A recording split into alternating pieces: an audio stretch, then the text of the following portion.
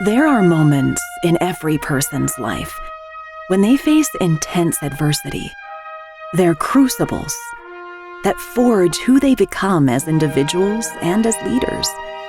Now more than ever, we need leaders who are called to a higher standard, focused on leaving it better than they found it, and paying it forward to the next generations. Now, let's join Fire Chief Randy Brugman as he speaks with leaders from all walks of life, as he explores and learns from their personal journeys and the crucibles that have forged them into better leaders and better people. Welcome to another episode of the Leadership Crucible podcast. It's a pleasure to have on Linda Klein today. Linda is an attorney, and her practice includes most types of business dispute prevention, resolution, internal investigations, contract law, professional liability, and risk and crisis management. She is listed as one of the best lawyers in America. She's been recognized as Lawyer of the Year in arbitration. She is regularly named to Super Lawyers, the top 100 lawyers in Georgia, and is also regularly named as one of the top 50 female lawyers in Georgia by Super Lawyers. In 2018, she was chosen Attorney of the Year by the Daily Report. And in 1998, following her term as the first woman to serve as the president of the State Bar of Georgia, Georgia Trend magazine named her one of the most 100 powerful and influential Georgians. Linda is a past president of the American Bar Association, the world's largest voluntary professional association, and served in a variety of roles for the association prior to her ascension as president. She is past president of South-Based Energy Institute, the Board of Directors Network, the Caucus of State Bars, and the past chair of both the Institute for Continuing Legal Education in Georgia and the Lawyers Foundation of Georgia. She has authored numerous published works. Her lecture schedule has included presentations in France, Poland, Sweden, Spain, Russia, Croatia, Japan, Great Britain, and Canada, but most extensively in the Southeast United States. She is a member of the American Law Institute and a mediator, arbiter, frequently serving as a neutral as well as client advocate. Well, Linda, thanks for being on the Leadership Crucible podcast. It's just really an honor to have you. Glad to be here. Oh, thank you. So how did your path, your life path, lead you to becoming an attorney? Well, it started in my childhood. I guess maybe there are two incidents. When I was 6 years old, my grandpa Harry told me a story. My grandfather ran a grocery store in the days before supermarkets, and I thought he was the smartest man in the neighborhood. He said to me, Linda Ann, and they called me Linda Ann when I was a little girl. He said, Linda Ann, your grandmother and I were married in March of 29, and I opened my grocery store. We had no idea what the coming depression was to bring. And he said, times were tough. People were starving. And Grandpa Harry told me that every week, volunteer ladies doled out welfare money, and they sat in his store and dictated what the poor families were going to eat that week. And he said, maybe Mrs. Shaughnessy's family preferred potatoes, but if the lady said that the O'Shaughnessy's had to eat spaghetti that week, they did. And then he leaned over and he said, sometimes after the ladies left, Linda Ann, I exchanged the food. So he probably didn't use this word, but he said it was humiliating. You know what food is best for your family, and no one should be treated that way. So my Grandpa Harry was offended. His customers were his friends, and they were being robbed of their dignity. Again, I didn't know what dignity was, but the emotion that he showed, stays with me even today, over 50 years later. And what does this have to do with choosing to go to law school, I suspect you're thinking. And so I recall he had like a twinkle in his eye when he told me that I should become a lawyer because lawyers make sure that people are treated right. And I was too young to know what a lawyer was, but I liked the idea of sticking up for people who needed help. Yeah. And my Grandpa Harry lived to see me graduate from law school. And even though it was only 6 weeks after we lost my grandmother, he was the proudest person there. Because Grandpa Harry's lesson for me formed the model for my entire career. My grandfather made a difference in his community. And I know it seems like a small thing, but in the Depression of the 1930s, it was huge. Grandpa Harry wasn't just a grocer, right? He was a partner in keeping his neighbors alive and making sure they maintained their dignity in very difficult times. And that little store made a big difference to a lot of people. And that's what lawyers do. Yeah. I have one more story, if you can indulge me, Yes, please. about why I became a lawyer. So around that time, I was in grammar school. I was in first grade, and school started every morning with the same thing. Every morning, we pledged allegiance to the flag, and we affirmed that our country stood for liberty and justice for all. And I didn't really know what that meant, but I knew it made the United States of America very special. So in high school, we studied the Constitution. And right there at the beginning, in the preamble, it says that we, the people, would form a more perfect union. And our more perfect union would establish justice. So I was privileged to live in the United States. It was when I attended law school that I learned that sadly, justice for all is unfortunately a dream for many Americans, and something that we must continue to work on, cause by cause and case by case and client by client. And it was in law school when my eyes were truly open to the power of lawyers. I learned that while criminal defendants had the right to a lawyer, that help is often lacking. And low-income people with civil legal needs had even fewer places to turn.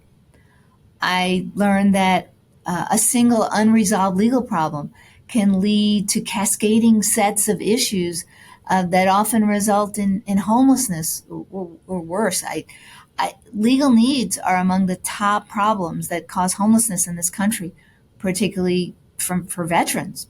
And so I have these deep-seated commitments from Grandpa Harry from age 6 to make sure that people are treated right, that I later learned that's what justice is.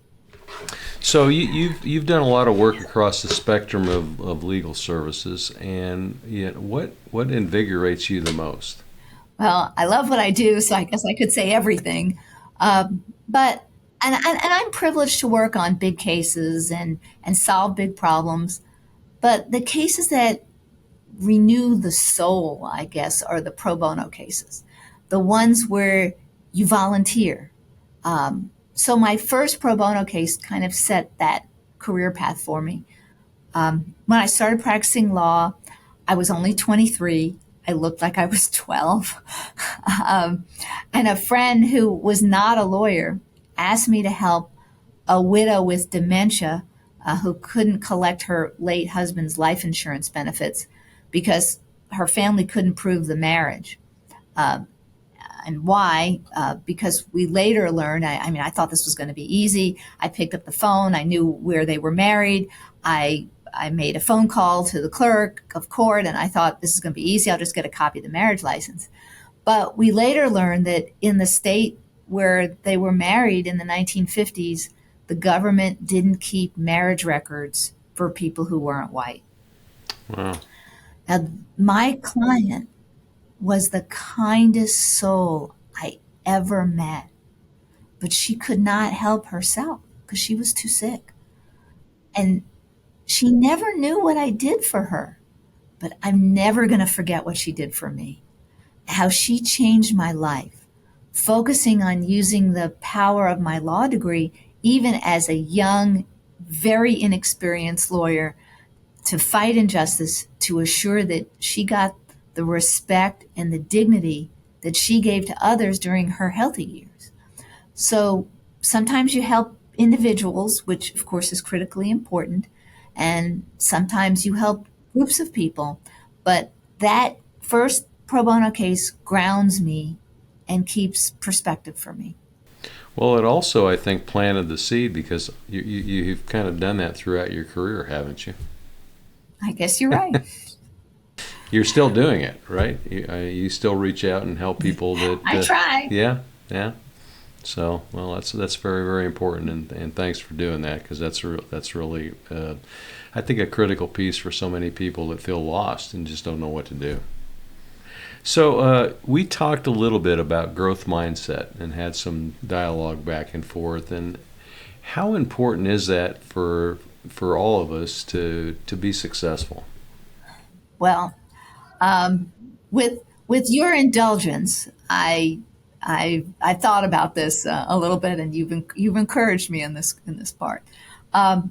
So I made stupid choices that I didn't realize were stupid at the time. But looking back on it, things that I would never advise someone to do, I did these things, and it all worked out for me. So the first stupid choice I made is when I accepted a job as a new lawyer. I moved to Atlanta, and I knew no one. And so I joined the Bar Association to make friends. And at the time, the president of the Young Lawyers Bar, is what it was handing out the jobs to the different members of the committees. And everyone looked down. No one wanted this job that nobody wanted, because we were young. We wanted to plan the parties, and nobody wanted this job. And so when I was looking down, and he said, and Linda will do, and it's even too boring to tell you what the job was, I went, oh gosh. But I did the job nobody wanted, and I did it well. And the results were published in the magazine for the Atlanta Bar Association.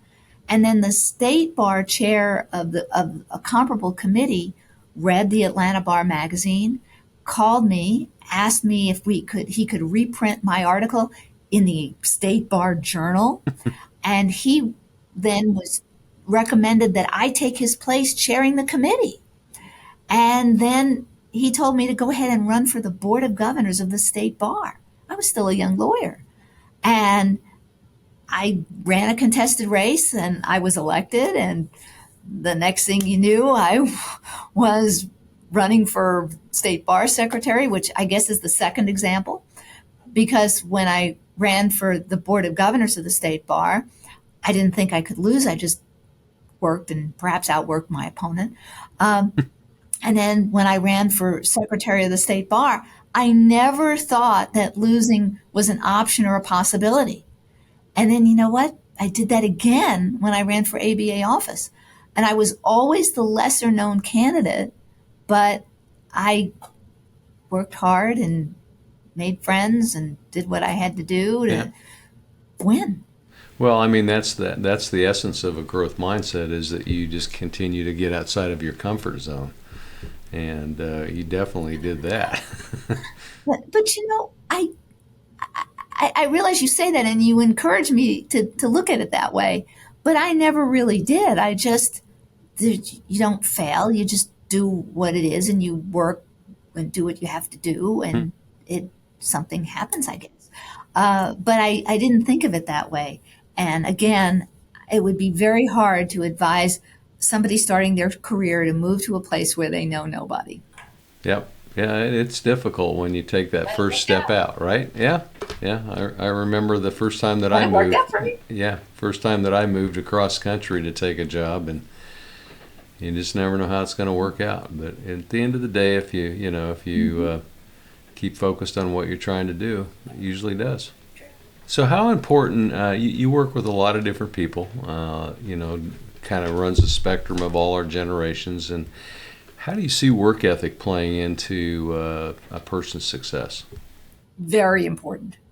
I stayed, I guess you can tell, very focused as a young lawyer. I knew that I didn't know much about being a lawyer.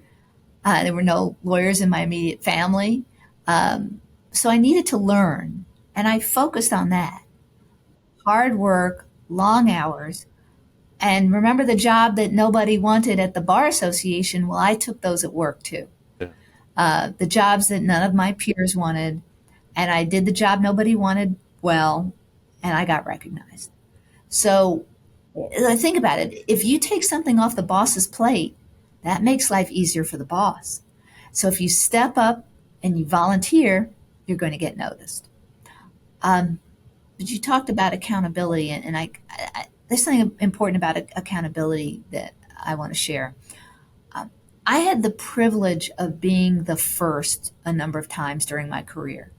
The first woman at the law firm where I had my first job, the first woman president of the State Bar of Georgia.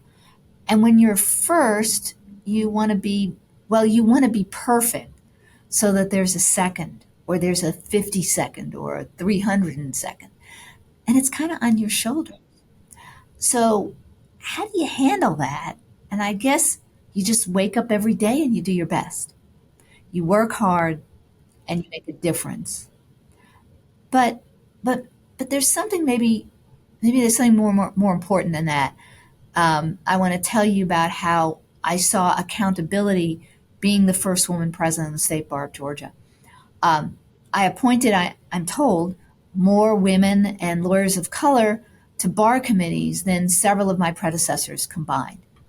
We brought bars of color together to share ideas with each other and to learn who at the state bar could help them. And we all met with the legal services providers to see how we all could help the legal service providers help our less fortunate neighbors. So when you're first, or when you're a leader, this is your chance to set an example. You work hard, you be accountable to others, accountable to yourself, you make your actions speak louder than your words. Diversity was important to me, so I shouted it out in my actions. Well, and let's go back to work ethic, and then I want to talk a little bit about the diversity piece. But did you find when you picked up those jobs that nobody else wanted to do that it provided a really good opportunity, a good learning experience opportunity, because you wouldn't have probably delved into one of those areas unless you picked it up? And at least that's what I found in my life. Absolutely. And I think you were talking before about kind of expanding your horizons. Well, that's certainly one way to expand your horizons. Yeah. You're trying something that you wouldn't normally do. So I absolutely agree. So let's get back to the diversity piece, because I think that's really, really critical, and has been critical for many, many years, is engagement of, those different perspectives, whether they're persons of color or just persons that are entering an association or your firm, bringing them to the table. And did you get pushback when you started kind of down that road initially from some of your colleagues? I would say no. I would say no.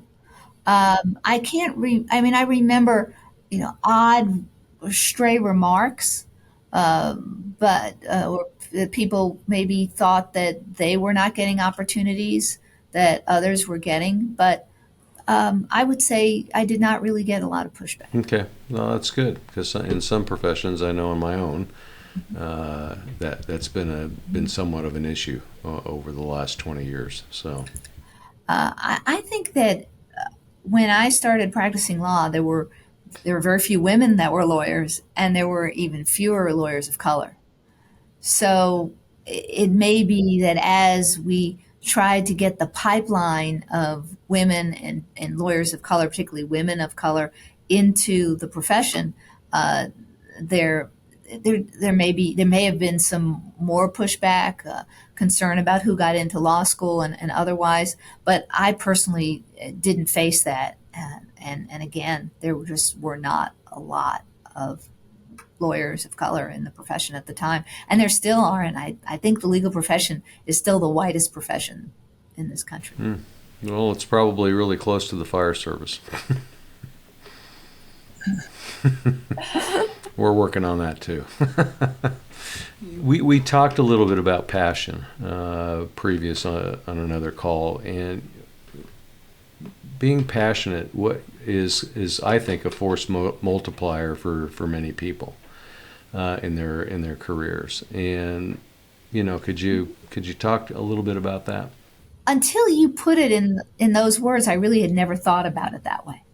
But life is about passion for what you do, whether it's your business or other activities. And when you're enthusiastic, passionate about what you're doing, it's obvious to others, right? And then they want to join you. They want to be part of what's exciting.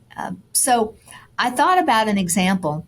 In the 1990s, the leaders of the state bar wanted to have a bar center where the lawyers could come to meet, to do continuing legal education, conduct mediations, have a small museum and like a replica of a courtroom for students to visit to learn about the law. And of course, they wanted this to house the bar's administrative offices. We were all volunteers, and we thought, oh, some foundation will surely see this as a worthy cause, and then they're just going to go buy us a bar center. Very naive, right? And we had we had no idea what we were doing when it came to fundraising. And I don't think we realized that no one thought of lawyers as a charity. I mean, you don't think of lawyers as a charity, right? So while this is not how we solve the problem, I did learn something. I presented a gathering place for lawyers and administrative offices with a museum for school kids to visit. I presented that. And when I talked about the dream, here was the dream. We were going to have grammar school students sit in this replica courtroom, and they were going to watch holograms reenact famous trials. And that's when my passion ignited something in others. They had to see it how I saw it. So, of course, I was getting excited, and I get excited when I see passion that others, things that others are passionate about, because then I want to get involved with them too. And that's the lesson that I learned from looking at it in terms of what would be exciting to others. So later on, when I was ABA president and I wanted lawyers to get passionate about volunteering to help homeless veterans get access to justice, I mentioned before that for veterans, financial problems can be the cascading, legal problems can be cascading and cause homelessness.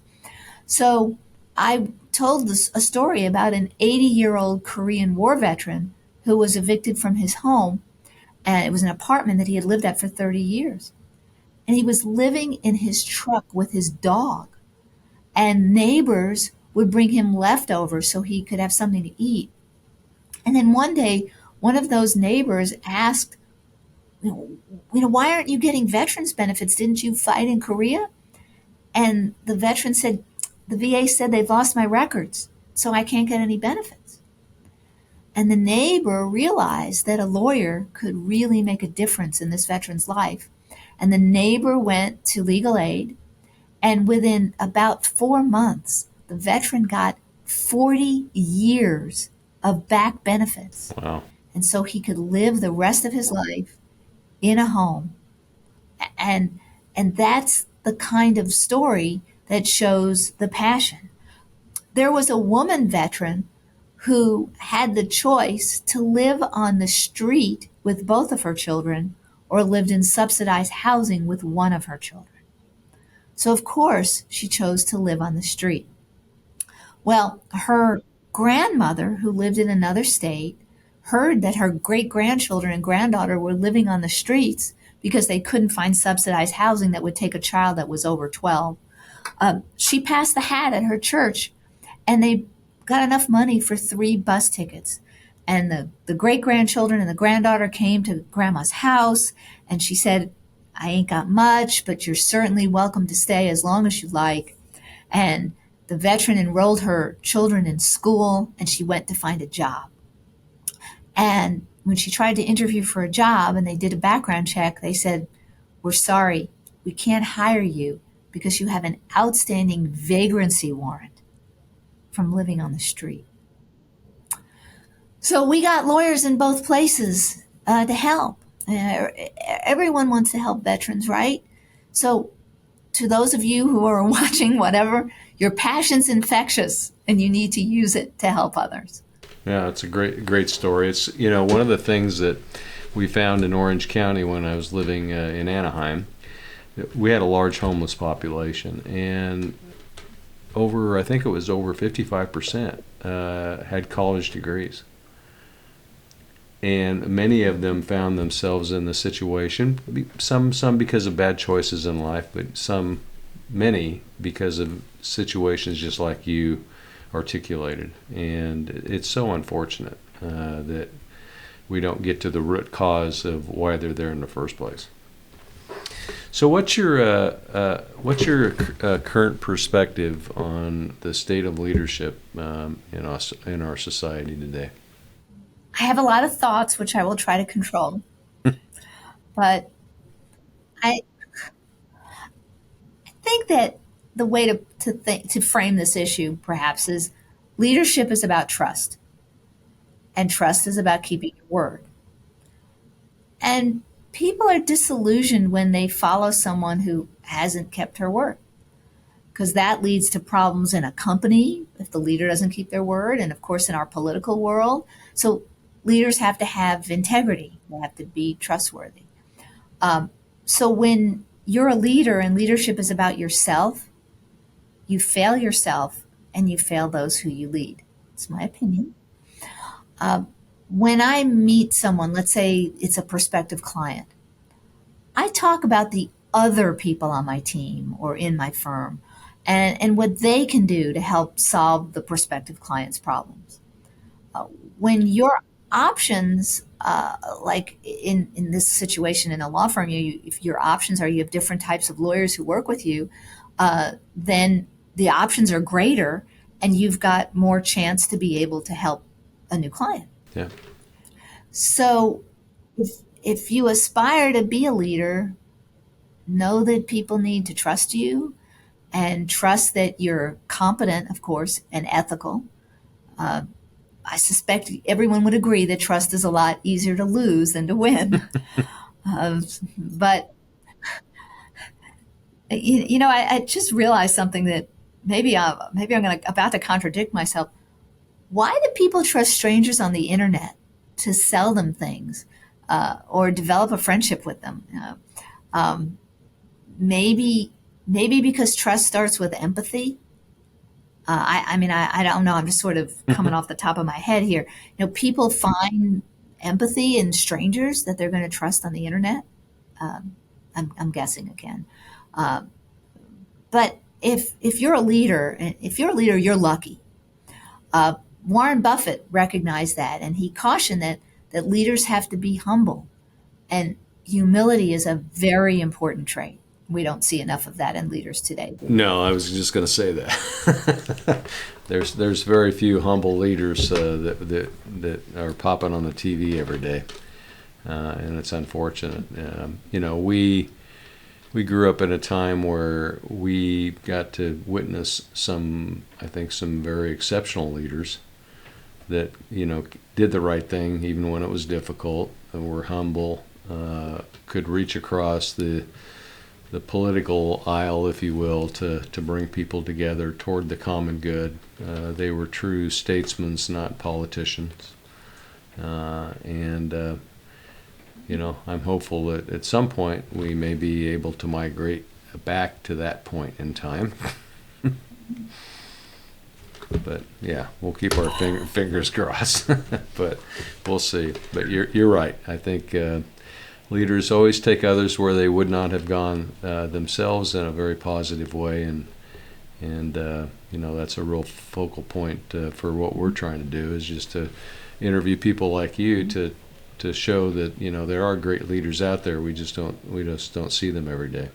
Well, I like the way you put that, taking people to places they didn't think they would go. Yeah. So, well, for our next generation of leaders, what are some of the challenges, and we've touched on a couple, what are some of the challenges that they're going to have to face and overcome and address as they get into those positions? I won't repeat myself, but continued automation, how to keep the generation after yours, the youngest people, interested in working in your business, hard to explain now that working from home is not the way to build relationships that are going to serve you for your entire life. And it's not the way you learn how to be good at your profession. We all saw in COVID how development of children in school and of new graduates in their first jobs, they did not achieve what others achieved before COVID. Yeah.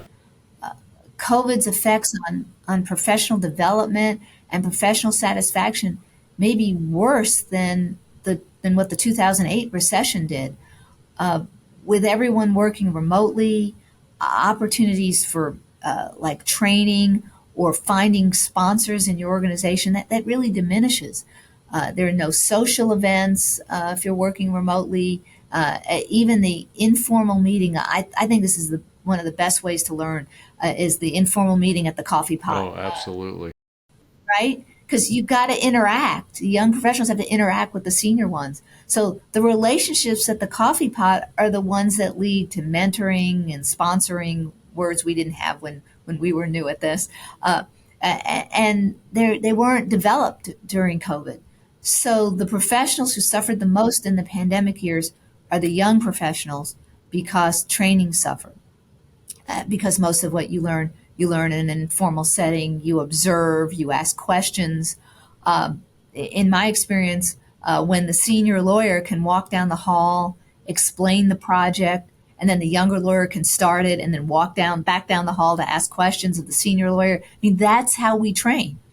But when offices were closed because of COVID, a lot of senior lawyers they did the work themselves. Yeah. And that really helps no one. So the formal training that's done over Zoom, I mean, I guess it's better than nothing, certainly, but it does lack the team building and the other aspects that professionals rely on. No, couldn't agree more. I mean, just walk those hallway conversations. I learned more about what was going on in the organization, what was working, what wasn't working. And I think the other thing that I often learned was a skill set that one of your employees had that you didn't even know about, just because you walked by and you got to talking with them and they would share, kind of what they're working on, and it just gave you a different perspective, and oftentimes it would lead to moving them to another position that was very beneficial for the organization and for them. So what advice would you give to the next generation in respect to how they can make a difference in their own life journey? Well, in your career, the first thing you need to do is to get good at what you do. Because then you'll have something that will earn you respect from your peers and from your clients or customers. I think we've just talked about how being present is important. And so when be present, impress a lot of people with your responsiveness as well as your competence. You can be the smartest person in the room, but if you don't return a phone call, then forget it. And part of this coffee pot learning exercise we talked about is that you need to keep learning. Your whole career, you need to keep learning. You need to learn from others. Like you just talked about the employee who didn't know had a certain skill set. Everyone has something they can teach you. And if you're a young person now, find mentors who share your values and can help you develop your skills. Always be yourself. As a young person in your profession, it's really tempting to emulate what you're learning when you watch or you talk to the other people that I just advised you to go learn from. And you can emulate certain things, of course, but I want you to be yourself. Example, I'm a small person, so I might choose to stand up to make a point.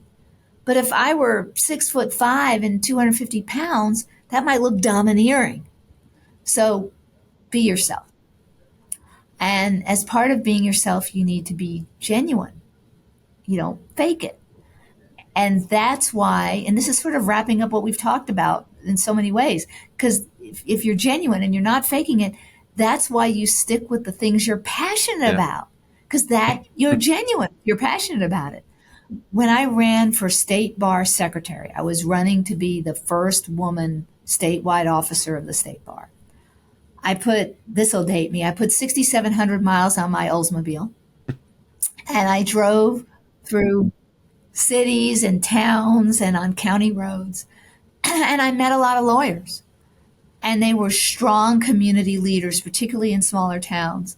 And they would use their ideas, and they would be leading change in their community to make things better for everyone. So when I was elected, most of Georgia's county newspapers, and we have 159 counties in Georgia, only Texas has more counties. So each county had their own newspaper, and many of them ran the story of the first woman elected statewide bar officer. And those stories had an effect that no one anticipated. Certainly I didn't anticipate it. I started receiving phone calls, and they were cries for help. They were from poor, desperate women who were the victims of domestic violence. And their stories would make you cry. They had children and nowhere to go. Legal aid had funding cuts, and there was no one to help them. And they thought nobody saw them. They felt invisible. I had to do something to fix this. But I was just one lawyer, and I'd never handled a domestic relations case. So there was no way that I had enough power alone to make a difference. But together, lawyers could be the strength to build something to help. And I called on many lawyers and local bar associations and minority bar associations, and they all pitched in willingly.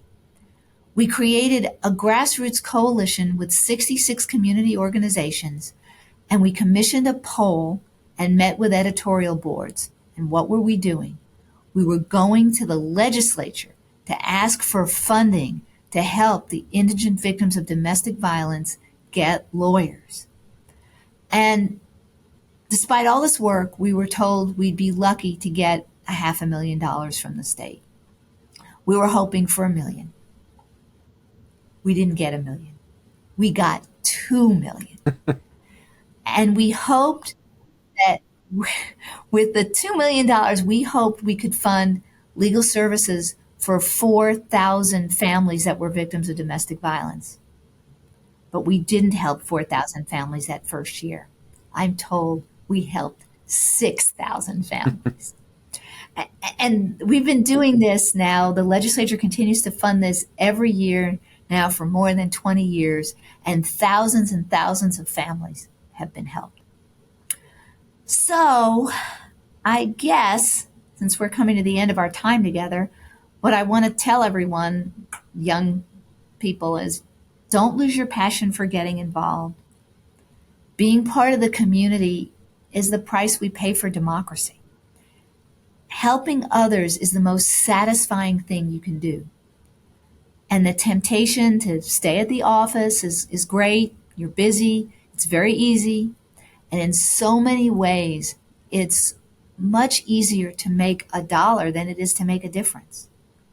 But making the dollars will never give you the fulfillment that comes from making a difference. And you can do both at the same time. Become involved in groups and causes whose values you share. Invest the time in helping them improve our systems and our communities. And it worked for me. Well, Linda, you have made a substantial difference, not only in the state of Georgia, but nationally with your legal prowess, but also just your engagement. And we thank you so much for what you've done for all of those people. You've really impacted their lives for the better. So thank you so much. And thanks for being on the Leadership Crucible. It's just a real pleasure and an honor to meet you. Well, thank you. Thanks for listening to the Leadership Crucible podcast. If you have a story of adversity you'd like to share, we'd love to hear it.